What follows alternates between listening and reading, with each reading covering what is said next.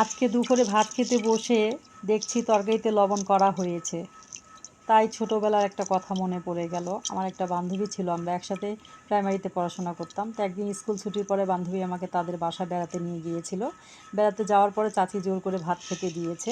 ভাত খেতে বসে দেখছি তরকারিতে লবণ করা। তো চাচি বলতেছে, আর একটু তরকারি নাও। আমি বললাম, না চাচি, তরকারিতে লবণ করা হয়েছে, আমি তরকারি আর নিব না।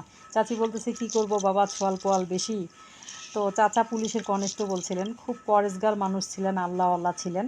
তো চাচি আর চাচির মেয়েরা হচ্ছে বাসায় চটের ব্যাগ বানায় বিক্রি করত। তাই ভাবছি যে একটা পুলিশের কনস্টেবল হয়ে যদি আল্লাহকে চিনতে পারছে, তাহলে কিছু পুলিশ অফিসাররা উচ্চ শিক্ষায় শিক্ষিত হয়ে বিসিএস পাশ করে পুলিশের অফিসার হয়ে আল্লাহকে চিনল না, দেশের সাথে গাদ্দারি করলো।